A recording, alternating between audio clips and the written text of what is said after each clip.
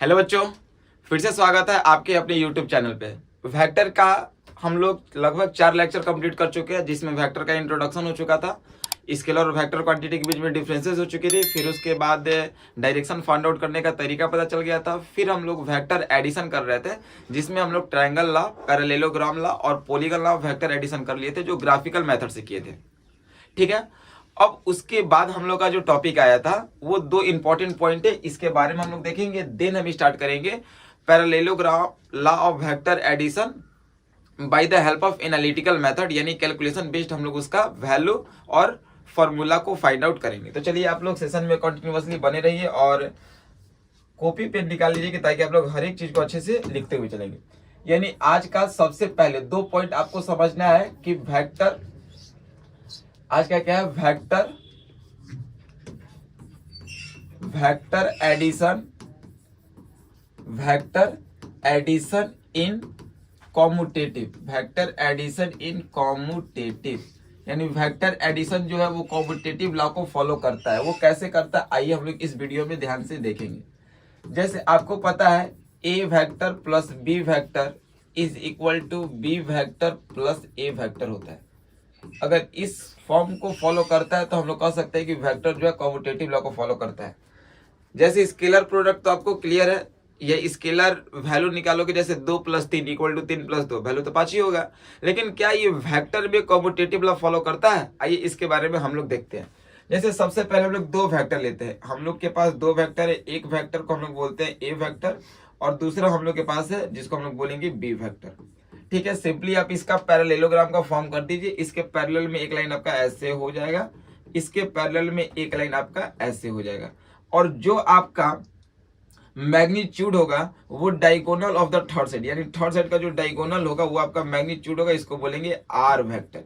यानी सिंपली यहाँ पे हम लोग कह सकते हैं कि आर वेक्टर इक्वल टू होता है A vector plus B vector. अब भाई इसका लिखने का 2 तरीका हम लोग के पास दिख रहा है। पहला क्या लिख रहा है, ए वेक्टर को हम लोग सिंपली ऐसे ही रख ले, ये हमारा हो गया ए वेक्टर, एकदम ध्यान से देखना। बी वेक्टर को हम लोग पैरेलल, यानी वेक्टर को हम लोग पैरेलली शिफ्ट कर सकते हैं। तो बी वेक्टर को हम लोग यहाँ से पैरेलली शिफ्ट किए, तो ये बी वेक्टर हमारा यहाँ से पैरेलली शिफ्ट हो गया। बी वेक्टर जो हमारा यहाँ पे क्या हो गया, पैरेलली शिफ्ट हो गया, तो ये हमारा हो गया आपका क्या, बी वेक्टर। ये हो गया ए वेक्टर, ये हो गया बी वेक्टर। अब यहाँ पे ध्यान से आप देखिएगा तो ये triangle law of vector addition का कुछ बात हो रहा है। ये किसका बात हो रहा है, triangle law of vector addition का कुछ बात हो रहा है। यानी पहला जो वेक्टर है वो टेल से हेड तक शुरू हुआ है, वो स्ट्रेट लाइन में। दूसरा वेक्टर का जो टेल है वो पहले वेक्टर के हेड पे है। तो triangle law of vector addition आप लोग यही सीखे थे कि पहला वेक्टर के टेल से शुरू होगा, दूसरे वेक्टर के हेड पे जाके समाप्त होगा, इसी को बोलते थे आर वेक्टर। तो यहाँ पे आर वेक्टर इक्वल टू क्या हो गया, ए वेक्टर प्लस बी वेक्टर। यानी यहाँ पे हम लोग कह सकते हैं इस केस का जो मैग्नीट्यूड है आर वेक्टर का वो ए वेक्टर प्लस बी वेक्टर है। इसको आप इक्वेशन 1 बना लीजिए, इसको आप क्या बना लीजिए, इक्वेशन 1। ठीक है, सेकंड हम क्या कर रहे हैं, सेकंड बेसिकली आप यहाँ पे समझिए। सेकंड हम लोग क्या कर रहे हैं कि बी वेक्टर जैसे है, बी वेक्टर को हम लोग वैसे ही ले लेते हैं। बी वेक्टर जैसे हम लोग बी वेक्टर को वैसे ही ले लिए। अब ए वेक्टर को हम लोग पैरेलली शिफ्ट कर रहे हैं। ए वेक्टर आपका यहाँ है, इसको हम लोग पैरेलली शिफ्ट कर रहे हैं यहाँ पे। तो ए वेक्टर को हम लोगों ने यहाँ पे पैरेलली शिफ्ट कर दिया, यानी ये हो गया आपका ए वेक्टर। ठीक है, और जब triangle law of vector addition करते हैं तो आपको पता है कि पहला वेक्टर और दूसरा वेक्टर ये हो गया, यानी पहला वेक्टर सिंपली प्लेस कर दिए। सेकंड वेक्टर का जो टेल है, इसमें सेकंड को हम ए माने है ना, सेकंड वेक्टर का जो टेल है वो पहले वेक्टर के हेड पे, यानी यहाँ पे आपका पहला जो वेक्टर है वो बी है, दूसरा जो वेक्टर है वो ए है। तो सेकेंड वेक्टर का टेल जो है वो पहले वेक्टर के हेड पे है, और जो रिजल्टेंट वेक्टर शुरू होगा वो पहले के टेल से शुरू होगा, पहले के टेल से शुरू होगा और दूसरे के हेड पे जाके समाप्त होगा, यानी आर वेक्टर। तो आर वेक्टर इक्वल टू दोनों वेक्टर का सम, यानी first vector plus second vector. तो यहाँ पे फर्स्ट वेक्टर क्या है आपका, बी वेक्टर और प्लस ए वेक्टर।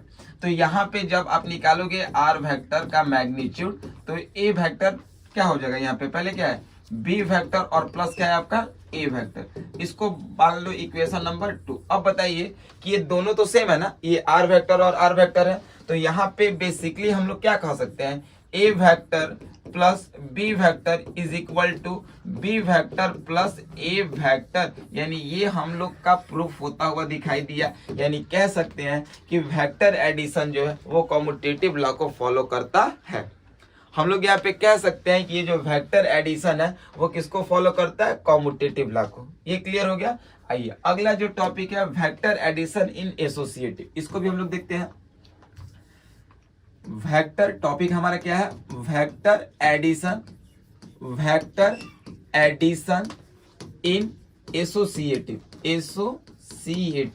चलिए इसको ध्यान से देखिए एसोसिएटिव का मतलब क्या होता है। आप लोग ये बचपन क्लास से, ठीक है, 4, 5, 6 में ये सब चीजों को आप लोग ध्यान से पढ़े होंगे, समझे भी होंगे।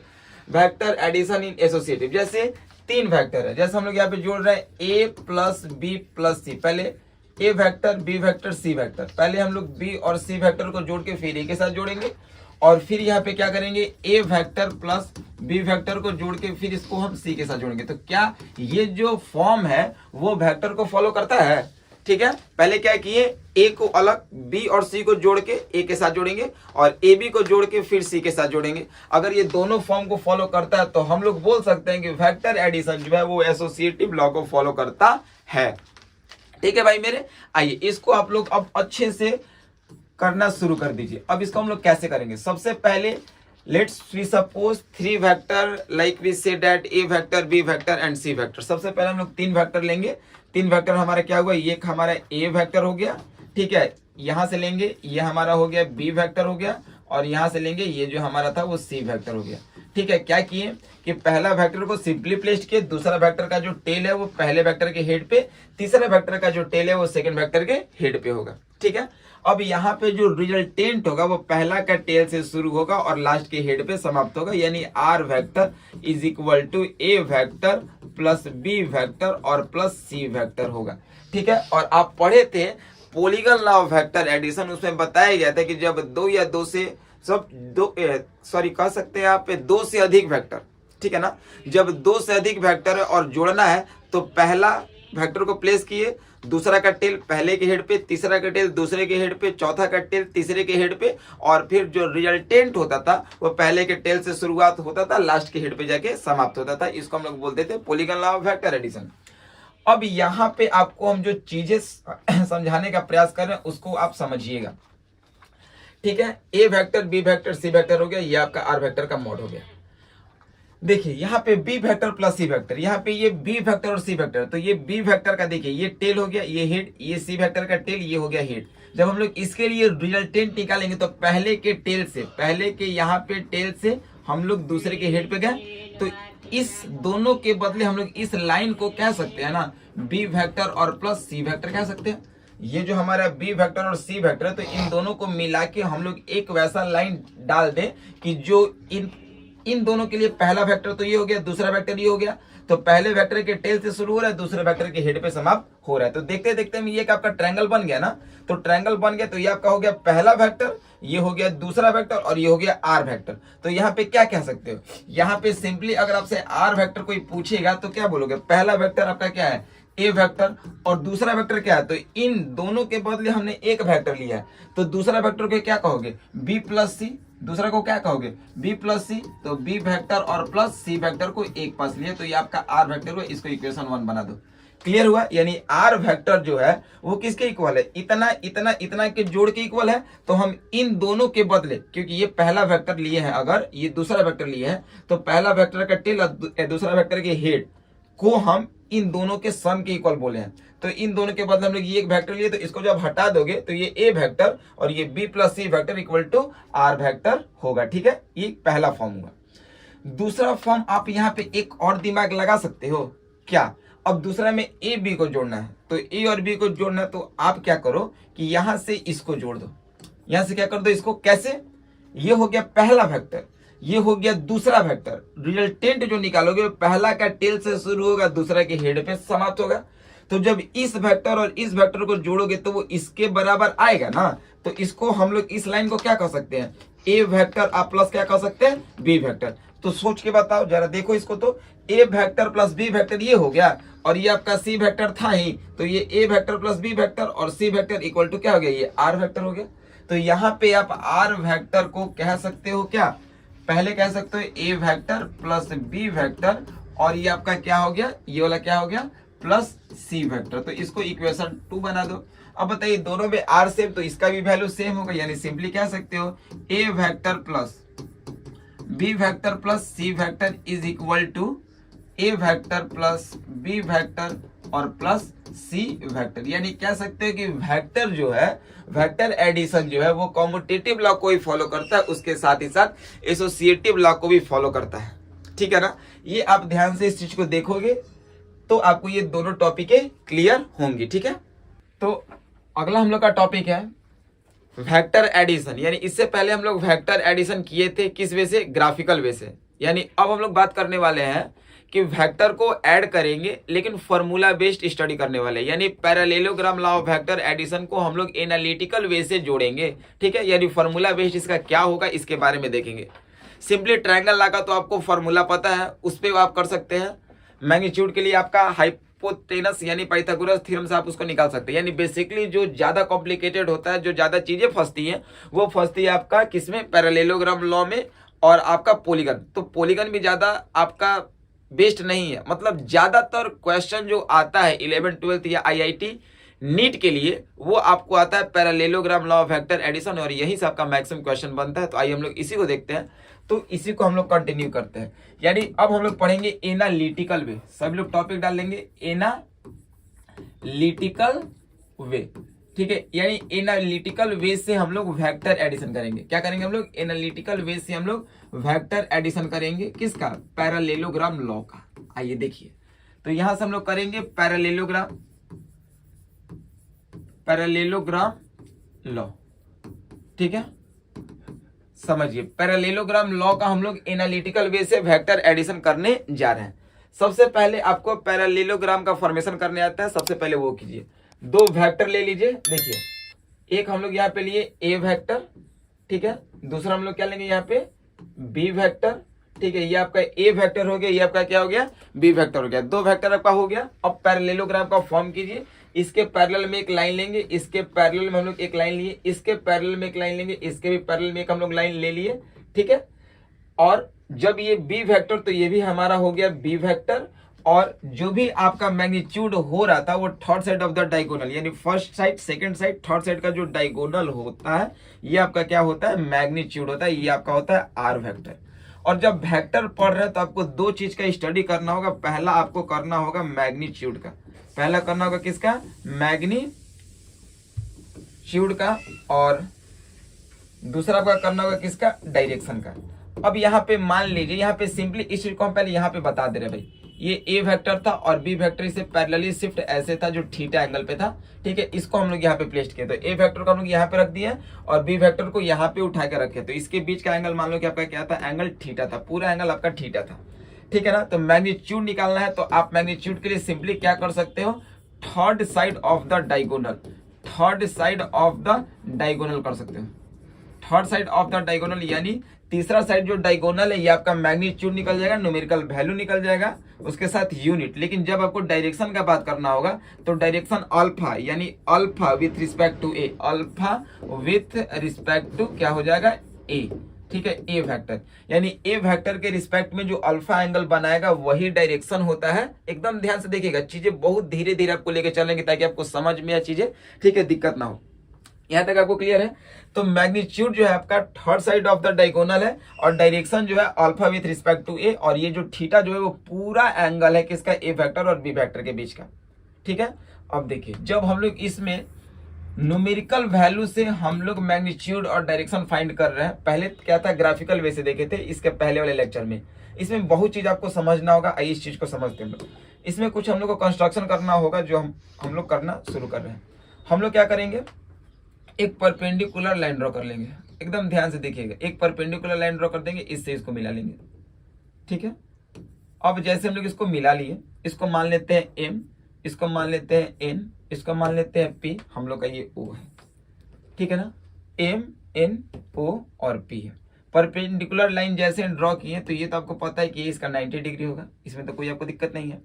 जब ये आपका एंगल अल्फा है तो ये भी आपका एंगल क्या होगा, अल्फा होगा। ठीक है, इंटीरियर एंगल से, अल्टरनेट इंटीरियर एंगल से। ठीक है, कोरस्पॉन्डिंग साइड ये आपका हो गया। अब उसके बाद बताइए, जब ये आपका बी फैक्टर है तो ये भी आपका क्या हो गया, बी फैक्टर हो गया। यहाँ तक भी क्लियर है। अब धीरे से आप इस ट्रायंगल को अलग कीजिए। तो जब आप इस ट्रायंगल को अलग कीजिएगा तो आपके साथ कुछ सीन ऐसा बनेगा, आपके साथ भाई कुछ सीन ऐसा बनेगा, ठीक है ना। ये एंगल आपका क्या हो गया, अल्फा हो गया, ठीक है। ये आपका क्या हो गया, अल्फा हो गया। और ये आपका दिया हुआ क्या, बी फैक्टर दिया हुआ। ये आपका क्या था, पी था, ये क्या था, एम था, और ये क्या था आपका, इन था।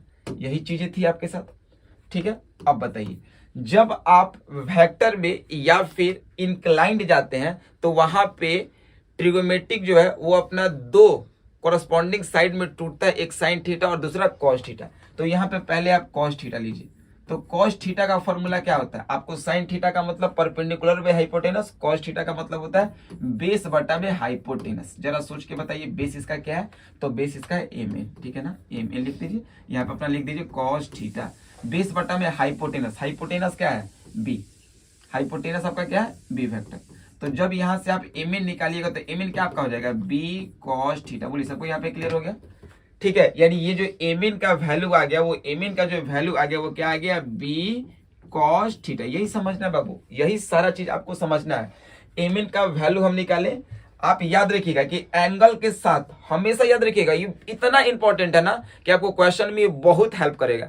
एंगल के साथ ट्रिगोमेट्रिक कॉस वाला होता है, इसका अपोजिट साइन वाला होता है। तो यहाँ पे जो वैल्यू होगा वो बी कॉस थीटा होगा। तो यहाँ पे क्या होगा, सिंपली एज्यूम कर लो बी साइन थीटा होगा।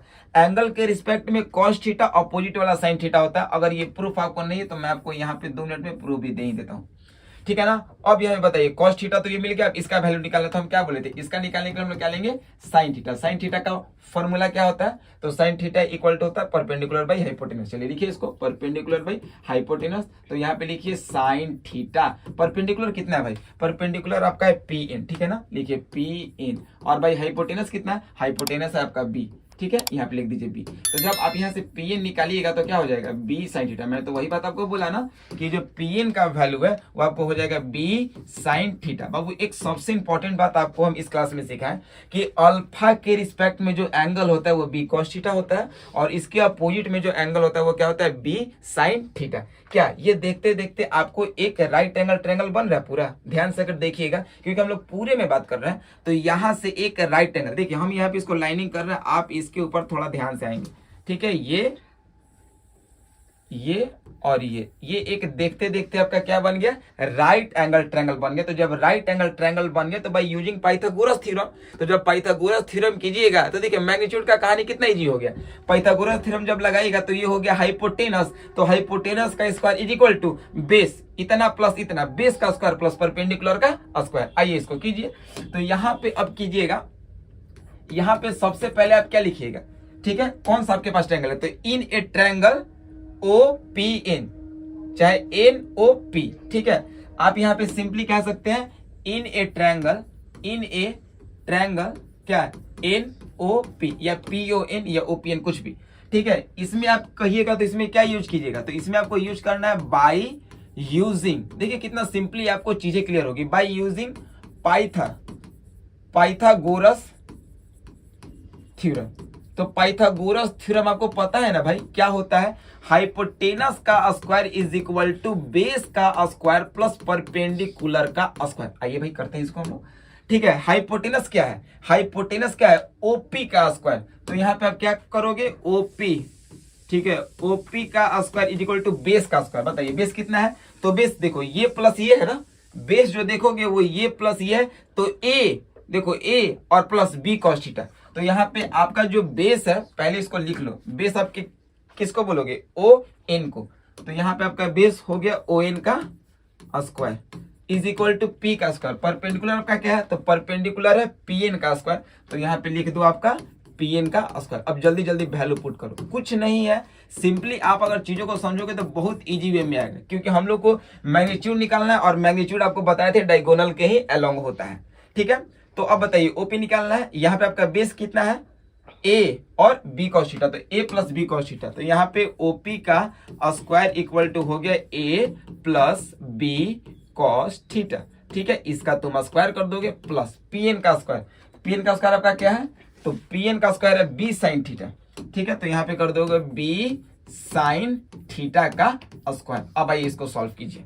ठीक है, अब यहाँ पे क्या आपका भाई होगा, ओपी का स्क्वायर इज इक्वल टू, ठीक है, एक चीज आपको पता चल रहा है क्या, ये ए प्लस बी का होल स्क्वायर हो गया। इसको मान लो ए, देखो इसको मान लो ए और इसको मान लो बी, तो ए प्लस बी का होल स्क्वायर। और आपको पता है भाई कि ए प्लस बी का जब होल स्क्वायर देगा तो हम लोग लिखेंगे A square plus B square plus 2ab। ठीक है, तो ए स्क्वायर करो तो ये हो जाएगा ए का स्क्वायर, बी स्क्वायर करो तो ये पूरा बी है, तो B square cos square theta, A square और बी स्क्वायर तो बी का स्क्वायर कॉस स्क्वायर थीटा, तो A square plus B square plus 2ab, तो प्लस 2ab, तो 2a और b, तो यहां हो जाएगा 2ab कॉस थीटा। ठीक है, तो ये हो गया इसका फॉर्म प्लस। अब यहाँ पे क्या करो, b साइन थीटा का स्क्वायर, तो ये क्या हो जाएगा b square sine square theta. चलो भाई यहां तक आपको क्लियर है। फिर हम लोग करेंगे ओपी का स्क्वायर। अब यहाँ पे एक चीज जरा देखोगे ध्यान से तो एक चीज आपको यहाँ पे मिलेगा, क्या, ए स्क्वायर है। अब देखो यहाँ पे बी स्क्वायर और बी स्क्वायर कॉमन है, B square B square B square B square common है, तो A square plus B square यहाँ पे कर दो। ठीक है, ये आपका ए स्क्वायर हुआ, यहाँ पे बी स्क्वायर और यहाँ पे बी स्क्वायर कॉमन है, तो बी स्क्वायर को पहले कर दिए। और एक मजा वाला चीज आ गया, देखो दिख रहा है क्या आप लोग को, sign square theta plus cos square theta. देखो यहाँ पे साइन स्क्वायर थीटा और प्लस क्या दिख रहा है, कॉस स्क्वायर थीटा, और प्लस यहाँ पे दिख रहा है 2ab कॉस थीटा। हम लोग एक पास कर दिए भाई। ठीक है, 2ab कॉस थीटा, इसलिए कहें कि एक मजा वाला चीज आ गया है कि sine square theta plus cos square theta equal to 1। ठीक है, तो यहाँ पर हम लोग क्या कर सकते हैं कि sine square theta plus cos square theta is equal to value क्या होता है भाई मेरे 1 होता है। तो आइए इसको हम लोग मिलकर करते हैं, ओपी का स्क्वायर इज इक्वल टू ए का स्क्वायर प्लस बी का स्क्वायर, और sine square plus cos square theta का वैल्यू क्या हो गया 1 आ गया, तो इसको हटा दो, प्लस क्या आ जाएगा 2ab कॉस थीटा। क्या आ गया 2ab कॉस थीटा। यहाँ तक क्लियर हो गया। अब चलिए अब इसी को हम लोग आगे करते हैं। तो हम लोग का क्या आया था भाई, हम लोग का आया था ओपी का स्क्वायर इज इक्वल टू क्या आया था, ए का स्क्वायर प्लस बी का square plus 2ab cos theta. यही ना हम लोग का आया था भाई, एक बार चेक कर लो, ए का स्क्वायर प्लस बी का square plus 2ab cos theta. अब देखिए यहाँ पे ओपी का स्क्वायर आपका क्या है, ओपी आपका क्या है, ओपी आपका मैग्नीट्यूड है। तो यहाँ पे हम लोग ओपी के बदले क्या कर सकते हैं, आर का स्क्वायर इज इक्वल टू ए का स्क्वायर प्लस बी का square plus 2ab cos theta. ठीक है, तो आर के स्क्वायर जब हम लोग का स्क्वायर हटाएंगे तो इधर स्क्वायर रूट आएगा, तो हम लोग बेसिकली आर का मॉड भी कह सकते हैं इक्वल टू स्क्वायर रूट ए का स्क्वायर प्लस बी का square plus 2ab cos theta. ये हमारा मैग्नीट्यूड है, बहुत इंपॉर्टेंट है, बहुत ही ज्यादा ये इंपॉर्टेंट है, आपको तो याद एनी हाउ ये रखना होगा।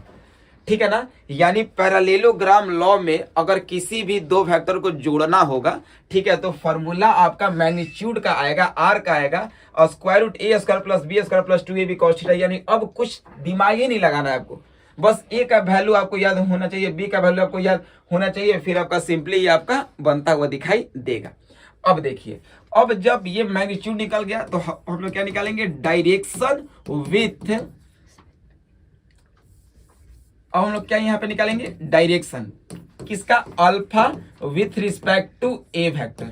ठीक है, तो जब हमको यहाँ पे डायरेक्शन निकालना होगा तो डायरेक्शन के लिए हम आपको बार बार बताया ना कि tan अल्फा का प्रयोग करते हैं। तो tan थीटा का फॉर्मूला क्या होता है, तो sin थीटा का perpendicular by hypotenuse, cos theta का बेस बाई हाइपोटेनस, और tan थीटा का होता है भाई मेरे परपेंडिकुलर बाई बेस। चलो आओ तो यहाँ पे जल्दी से डायरेक्शन निकालने के लिए tan alpha equal to perpendicular by base. Perpendicular कितना है, परपेंडिकुलर कितना है, तो परपेंडिकुलर है b sin थीटा और बाई बेस, तो बेस तो हो गया पूरा, तो b sin theta by a plus B cos theta. ठीक है, यानी b साइन theta by a plus B cos theta. ऐसा क्यों लिखे, क्योंकि बेस जो है वो आपका पूरा होगा, बेस जो है वो इतना नहीं होगा, बेस पूरा होगा, तो इसका वैल्यू a और इसका b प्लस कॉस थीटा, तो a plus b cos theta ये आपका बेस हो गया। परपेंडिकुलर क्या था आपका b साइन थीटा, ये आपका हो गया। तो ये tan अल्फा का वैल्यू होगा, हमको एंगल निकालना होता है, तो एंगल का मतलब अल्फा, तो अल्फा इक्वल टू जब इधर आपका tan है तो आगे जाएंगे तो क्या हो जाएगा, tan